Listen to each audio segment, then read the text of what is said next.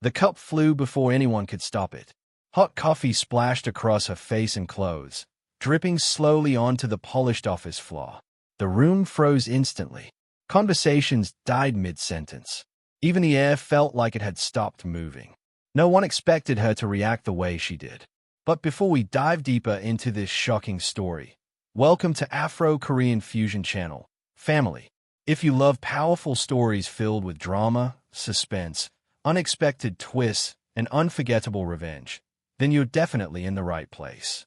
Make sure you hit that subscribe button, turn on the notification bell, and drop a like on this video so you never miss any of our amazing stories. And tell me in the comments right now, if you were in her position, what would you have done after that coffee was thrown? Trust me, you do not want to miss what happens next, because this story is only getting started. She didn't scream. She didn't flinch. She didn't even wipe it off immediately. She just stood there, calm and steady, her eyes locked on the man who had just thrown it.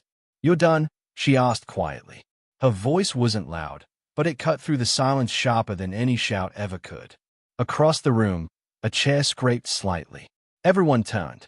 He was standing there. Mr. Kang, the CEO, the man people whispered about but never questioned openly. The man whose name alone kept competitors careful and employees obedient. Some called him a genius. Others called him something far more dangerous behind closed doors. And right now, he had seen everything.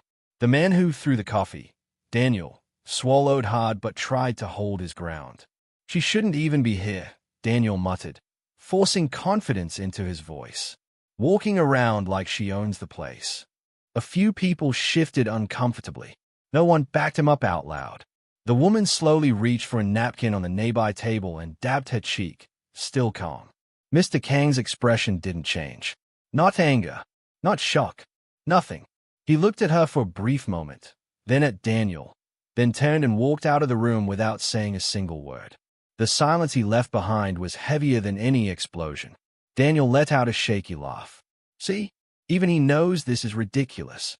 But no one laughed with him, because something about that silence didn't feel like forgiveness. It felt like a countdown.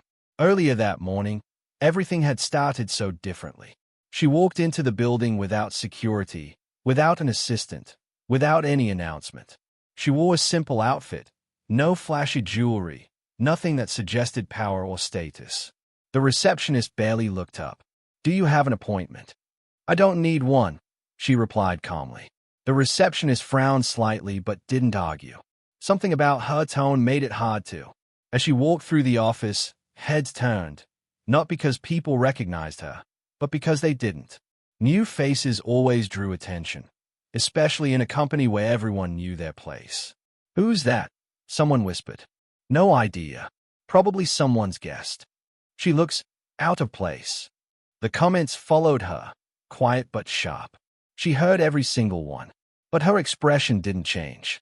In the executive floor, Daniel leaned back in his chair, scrolling through his phone while ignoring the meeting that was supposed to be happening. He was good at his job, too good, in his opinion, and that had made him comfortable. Too comfortable. When she walked in, he didn't even stand up. "Excuse me," she said politely. "Is this the strategy meeting?" Daniel glanced up, annoyed. "Who are you?" "I'm here to observe." "Observe," he scoffed. "This isn't a tour." A few people chuckled nervously. She didn't react. "I'll just sit quietly," she said, taking a seat at the far end of the table. Daniel shook his head. Unbelievable. From that moment, the tension started building. Every comment he made carried a little edge. Every glance he threw her way held a bit more disrespect. And every time, she simply watched, listening, not reacting. That, more than anything, irritated him. Back in the present, the office still hadn't recovered from what just happened. "Daniel," one of his colleagues whispered, "you might want to apologize." "For what?" he snapped. "She walked in here acting like she belongs." Another voice spoke up, quieter this time. "Mr. Kang saw everything." Daniel hesitated for a split second, then shrugged it off. And he didn't say anything. That was true, but it didn't feel reassuring. Across the room, she finally set the napkin down. Her clothes were stained, but her posture remained composed. She turned to leave. No rush. No anger. Just calm steps toward the door. As she passed by Daniel, she paused for half a second.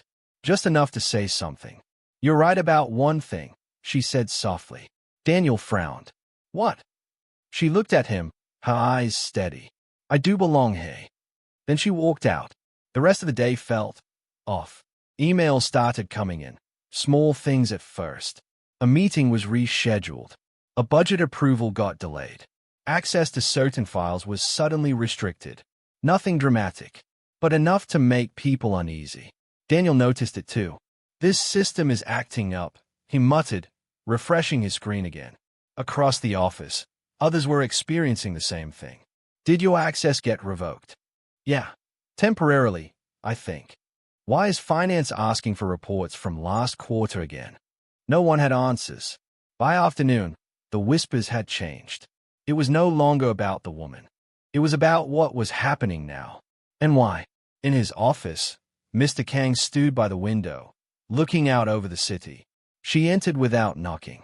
"You didn't react," she said. "I did," he replied calmly. She raised an eyebrow slightly. "By walking away." He turned to face her. People reveal more when they think they've gotten away with something. She considered that, then nodded slowly. "And what have you seen so far?" "Enough," he said. There was a brief silence. Then she spoke again, quieter this time. "You know it wasn't just him." "I know." And Mr. Kang's expression didn't change, but something in his eyes shifted. "Tomorrow," he said, "we'll see who really works for this company and who doesn't."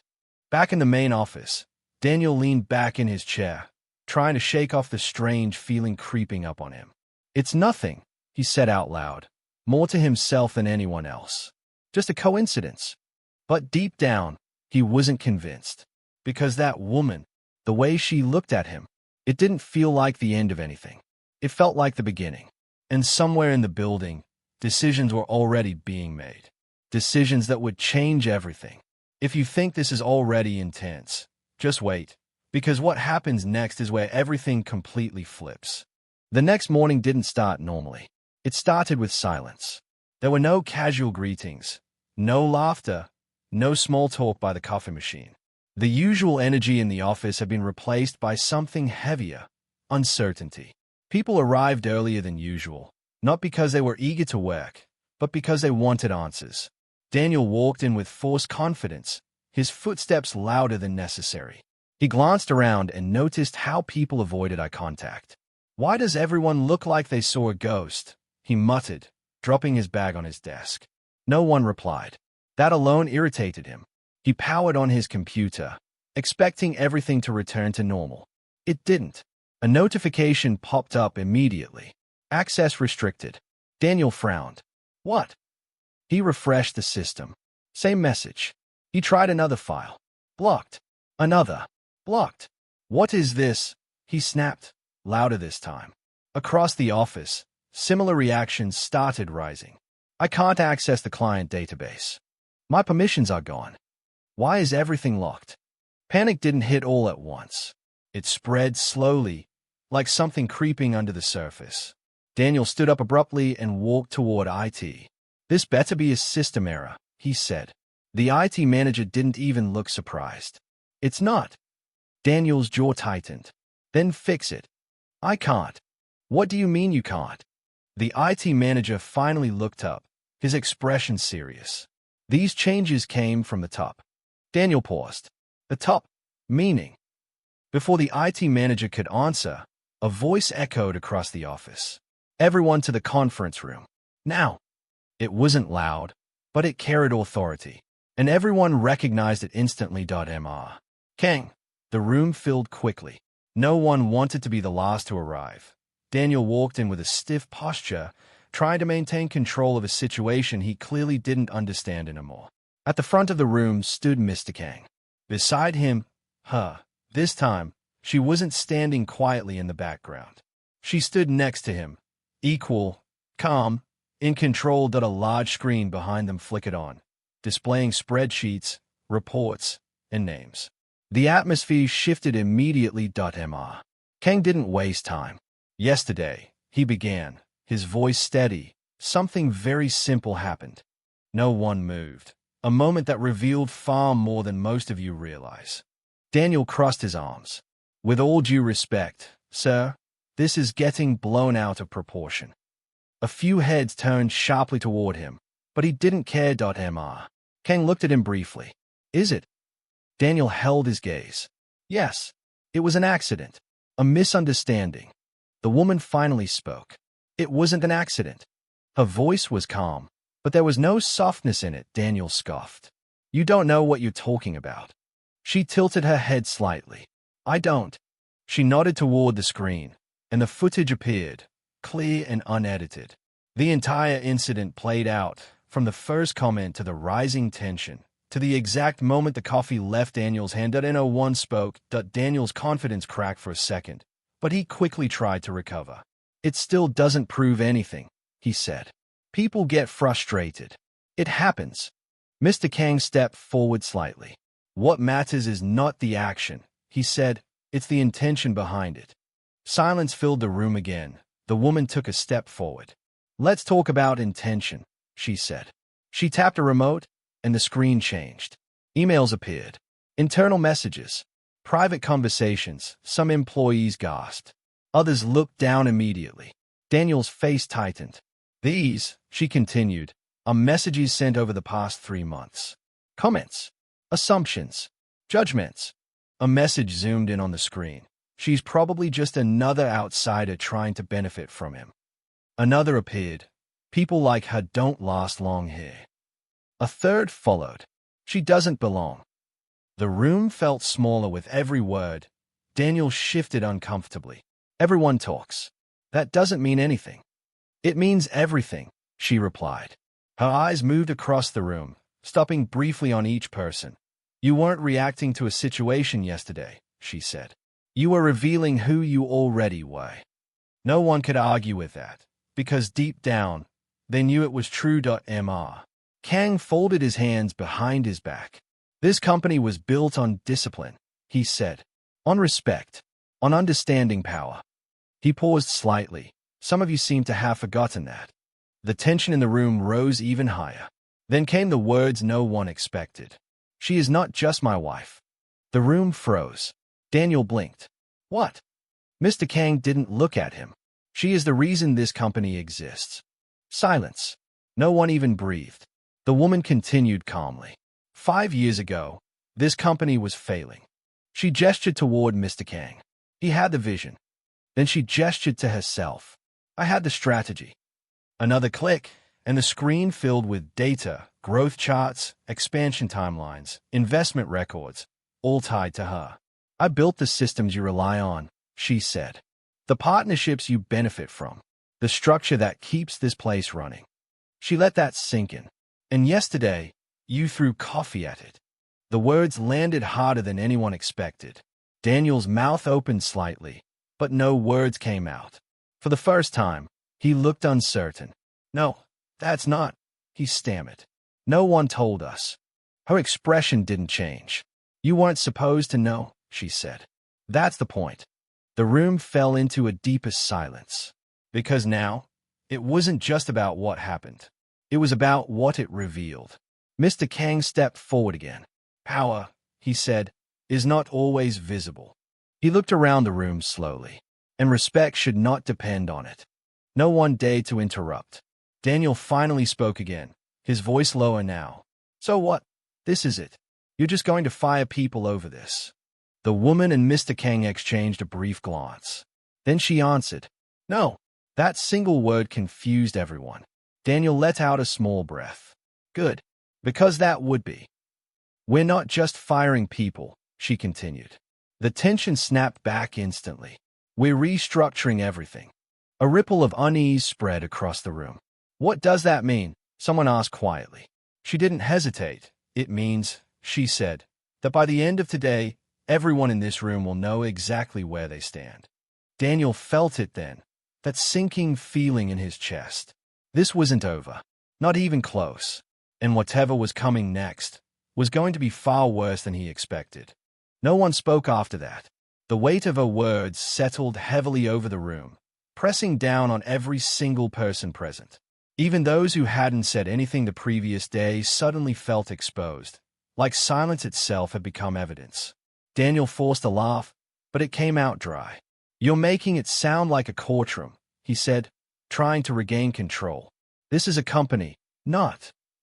"It is exactly like a courtroom," she interrupted calmly. "The only difference is you've already given your testimony." That shut him up. Mr. Kang stepped aside slightly, giving her the space to continue. It was subtle, but everyone noticed it. The shift in authority was no longer hidden. She walked slowly across the front of the room, her gaze steady, her movements controlled. "Some of you think this is about punishment," she said. "It's not. It's about clarity." She tapped the remote again. The screen changed. A list of names appeared. Columns, rankings, notes beside each one. The tension spiked instantly. "What is that?" someone whispered. "Evaluation," she replied.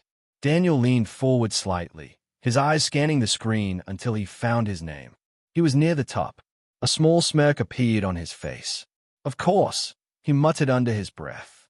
But then he noticed the column beside his name. "Risk factor, high." The smirk faded. "What does that mean?" he asked, louder this time. She didn't look at him immediately. Instead, she addressed the room. "Over the past year," she said, "every department, every interaction, every decision has been monitored, not just for performance, but for character." A wave of discomfort moved through the room. "Character?" someone repeated. "Yes," she said, "because skill without discipline is a liability, and authority without respect is dangerous." Daniel's jaw tightened. "So you've been spying on us?" Mr. Kang's voice cut in, calm but firm. "We've been observing you." "That's the same thing," Daniel shot back. "No," the woman said, finally turning to him. "It isn't. Spying is hidden. This was earned." He frowned. "That doesn't even make sense." "It will," she said, "by the end of today." She pressed another button. The list split into groups. Green, yellow, red. Murmurs broke out immediately. "What does the color mean? Why is my name in yellow? Wait, I'm in red." Daniel stayed at the screen, his eyes locked on his name. "Red." His chest tightened. "That's wrong," he said quickly. "There's no way I'm in that category." "Why not?" she asked. "Because I bring results," he replied sharply. "I've closed deals no one else could. I've increased revenue. And yet," she interrupted, "you lack control." The room went quiet again. Daniel shook his head. "That's not fair." "What isn't fair," she said calmly, "is giving power to someone who doesn't know how to use it." He took a step forward. "You're judging everything based on one incident." "No," she said. "That incident simply confirmed what was already there." That hit harder than he expected. He looked around, hoping someone would support him, but no one spoke, because everyone was too focused on their own position on the screen. A woman near the back raised her hand slightly. "What happens to people in the red category?" The question hung in the air. The woman didn't rush her answer. "They don't stay where they are," she said. "That means what exactly?" the woman pressed. "It means change," Mr. Kang answered. "Demotion?" someone asked. "Reassignment?" another voice added. "Or removal?" a third voice said quietly. The silence that followed was enough of an answer. Daniel exhaled sharply. "This is ridiculous," he said. "You can't just restructure people's lives overnight." "We're not restructuring your lives," she replied. "We're restructuring this company." He laughed again, but there was no confidence in it this time. "Same thing." "No," she said. "You just made it the same thing." That line lingered, because it forced everyone to confront something uncomfortable. Their position here wasn't permanent. It never had been. She stepped closer to the screen again. "Let me make something clear," she continued. "This isn't about perfection. It's about awareness." She pointed to the green section. "These are people who understand their role, respect others, and operate with discipline." Then to yellow. "These are people with potential, but inconsistency."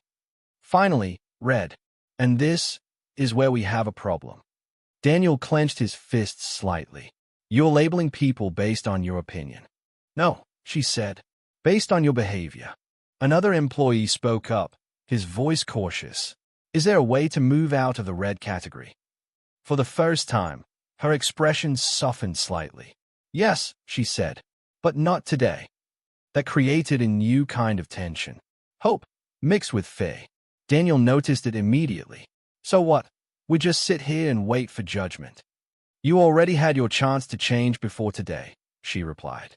You just didn't realize it. That shut him down again. Mr. Kang stepped forward once more, his presence filling the room. Effective immediately, he said, roles will be adjusted. He gestured toward the screen. Those in green will take on leadership responsibilities. A ripple of surprise moved through that group. Those in yellow will be reassigned under supervision. Murmurs followed. And those in red.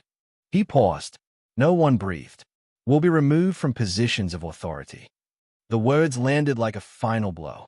Daniel felt it immediately. Not fired, but stripped, which, somehow, felt wise. You can't be serious, he said, his voice tightened now. I am, Mr. Kang replied. Daniel stepped forward again, unable to hold back.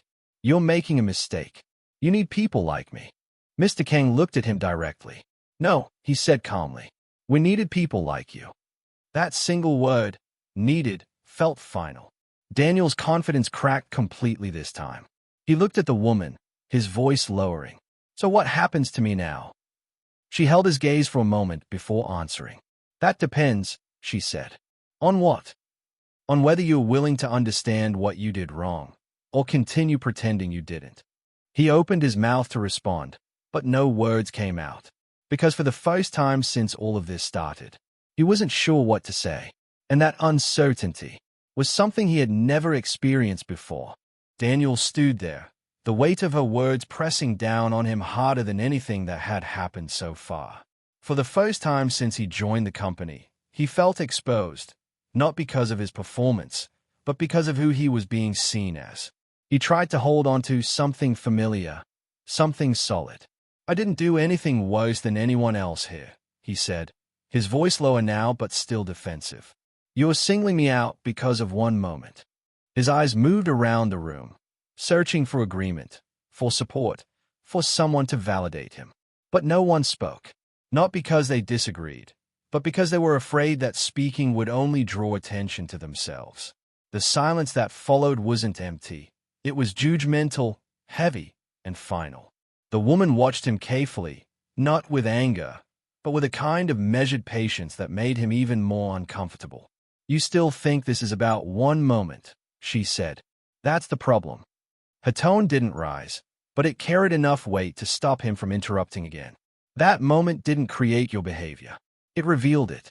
And what it revealed is someone who believes results are enough to excuse disrespect, someone who thinks power is something to be taken, not something to be handled with discipline. Daniel swallowed, his confidence slipping further as the words sank in. He wanted to argue, to push back, but every response he considered felt weaker than the last. Across the room, others were feeling it too. The focus might have been on Daniel, but the message was clearly meant for everyone. People in the yellow category shifted uneasily, realizing how close they were to being on the other side. Even those in green weren't entirely relaxed anymore. The illusion of safety had been broken. Everyone now understood that this wasn't about position or title. It was about behavior, and behavior could change how everything looked overnight. Mr. Kang observed the room quietly, his presence steady, allowing the tension to do its work. He didn't need to raise his voice or add more pressure. The situation was already doing that for him. After a moment, he spoke again, his tone calm but firm. This company didn't grow because of talent alone, he said. It grew because of control. Control over decisions, control over emotions, control over how power is used. The moment that control is lost, everything else starts to collapse. His eyes moved across the room, landing briefly on different individuals, making each person feel like they were being addressed directly. Some of you have mistaken freedom for authority, he continued. And that mistake is what we're correcting today. Daniel let out a slow breath, trying to steady himself. He wasn't used to this feeling, this loss of control, this inability to dominate the conversation or steer the situation in his favor. "So what now?" he asked, his voice quieter but still holding onto a trace of resistance. "You take my position, you move me somewhere else, and that's supposed to fix everything." There was frustration in his tone, but beneath it, something else was starting to show: uncertainty. The woman didn't answer immediately. Instead, she took a few steps closer, stopping just a short distance in front of him. "No," she said finally. "That doesn't fix everything." She held his gaze, making sure he understood that what she was about to say mattered. "It only gives you a chance to see what you couldn't see before." That answer caught him off guard. He frowned slightly. "And what is that supposed to mean?" he asked. Her expression remained steady. "It means," she said, "that for the first time, you won't be operating from a position of comfort. You won't have the authority you're used to. You won't have people adjusting to your behavior. You'll have to adjust instead. And when that happens, you'll finally understand what respect actually feels like, from both sides." That landed differently. It wasn't punishment in the way he expected. It wasn't immediate removal or public humiliation. It was something slower, something more deliberate, and somehow that made it more unsettling. Around him, others were starting to process what this meant for them as well. Those in the red category weren't just losing positions. They were being forced into a situation where they had to confront themselves in a way they never had before. A man near the side of the room spoke up, his voice hesitant. "So we're not being fired?" he asked. Mr. Kang shook his head slightly. "Not today," he said. "But understand this. Staying here will require more than just doing your job. It will require change. And not everyone is capable of that." The implication was clear. This wasn't the end of consequences. It was the beginning of a process, and not everyone would make it through. Daniel looked down for a brief moment, something he rarely did. His mind was racing, trying to piece together everything that had just happened.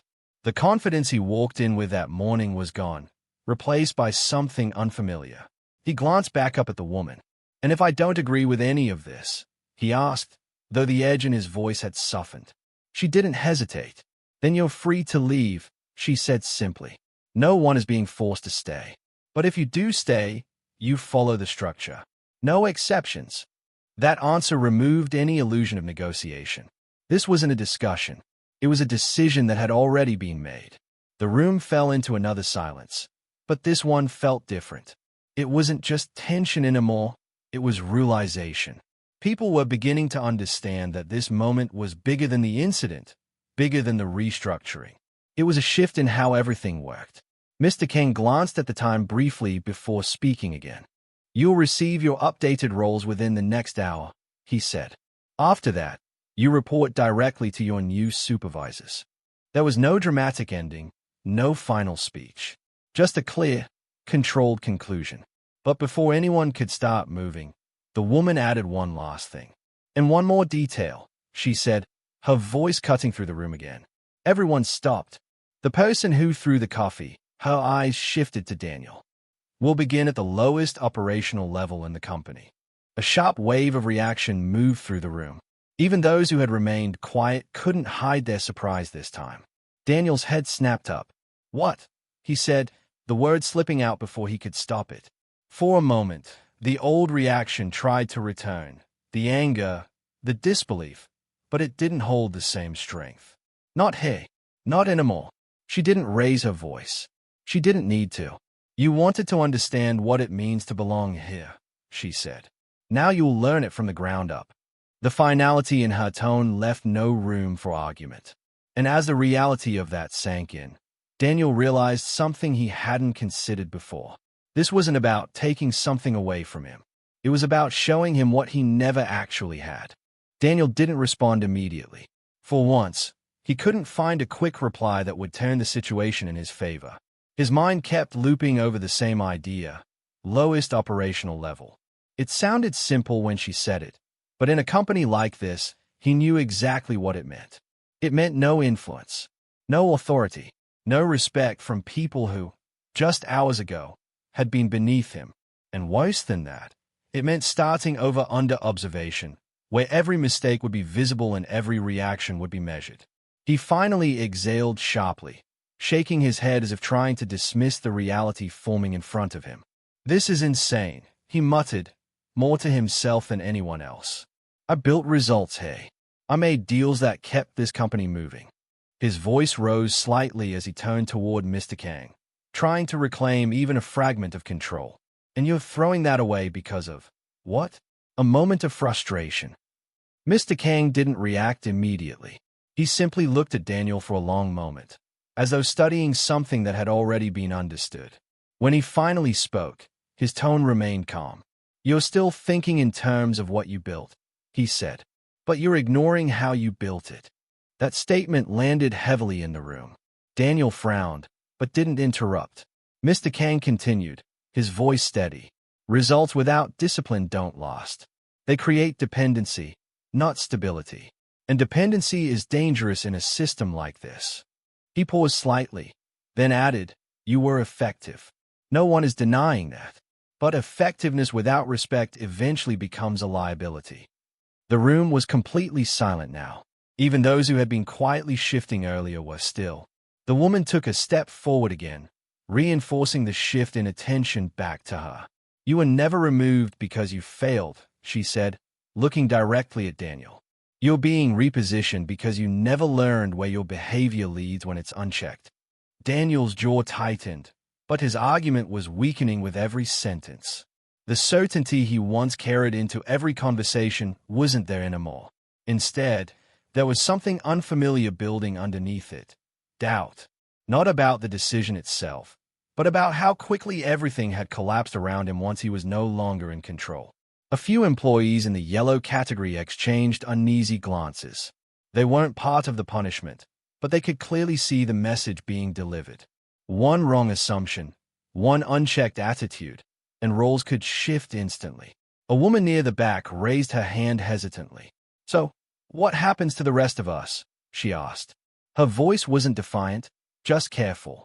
The woman turned slightly toward her. "You continue," she said, "but under revised expectations. Not new skills, new awareness." That answer didn't fully satisfy anyone, but it did something more important.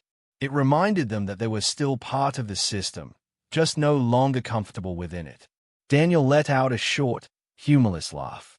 "So that's it," he said. "We just accept whatever level you assign and pretend this is normal." He looked around the room again, searching for resistance, but the atmosphere had shifted too far. People weren't backing him up anymore, not because they disagreed with him entirely, but because they didn't want to stand in the way of what was clearly already decided. The woman met his gaze again. "You're still thinking of this as punishment," she said quietly. "It's not." She paused, then added, "It's correction." That word seemed to linger longer than anything else. Correction. Daniel repeated it in his mind, but it didn't sit comfortably. Correction implied something was being adjusted, not removed. It implied there was still a path forward. That realization unsettled him more than outright dismissal would have, because it meant he wasn't being discarded. He was being reshaped. Mr. Kang glanced at the time again. "Departments will begin transition immediately," he said. "Supervisors will receive full briefings within the hour." His tone indicated finality. There was no space left for further debate. Then, without raising his voice, he added something that shifted the energy again. "And I want everyone to understand something clearly. This decision was not made because of yesterday alone. It was made because yesterday made everything visible." That statement lingered as people processed it. Visible. It suggested that what happened wasn't the cause, but the exposure. The woman stepped forward once more, her presence calm but steady. "A system doesn't break in a single moment," she said. "It reveals itself in one." She looked across the room slowly, letting her words land with intention. And what we saw was not just disrespect. It was entitlement. Assumptions about hierarchy. Assumptions about people. And those assumptions cannot exist in a company like this. Daniel looked down briefly, then back up. The anger was still there, but it was no longer driving him. It was being replaced by something quieter and more difficult to manage. "So what now?" he asked again, but this time the question wasn't aggressive. It sounded almost uncertain. The woman noticed the change but didn't soften her stance. "Now," she said, "you decide whether you can operate without control over others." That was the core of it. Not just obedience, not just adjustment, but whether he could function without dominance being part of his identity. A long silence followed. No one moved. No one interrupted. Then Mr. Kang spoke again, his tone slightly lower. "You will all be observed during this transition period," he said. "Not for mistakes, but for adaptation." He paused briefly. "Those who adapt will grow. Those who resist will leave." The statement wasn't threatening. It was factual, and somehow, that made it more serious. Daniel finally looked away, breaking eye contact. For the first time, he didn't have a response ready. His usual instinct to challenge, to argue, to push back, it wasn't disappearing, but it was being overridden by something else. Awareness. Not acceptance yet, but awareness that the structure around him was no longer something he could influence the way he used to. He slowly nodded once, not in agreement, but in acknowledgement that the situation was no longer negotiable. The woman observed that shift without comment. Then she turned slightly toward Mr. Kang. "Begin phase 1, she said simply. He gave a small nod. That was it. No ceremony, no dramatic closure, just execution. As people began to quietly leave the conference room, the atmosphere felt different from when they entered. Not lighter, not heavier, just changed. Daniel stayed behind for a moment longer, watching as others filtered out. For the first time, he wasn't walking ahead of the group. He was moving with it, uncertain of where he now stood within it. And as he finally turned to leave, one thought remained stuck in his mind more than anything else. This wasn't the end of his position. It was the beginning of something he didn't yet know how to survive.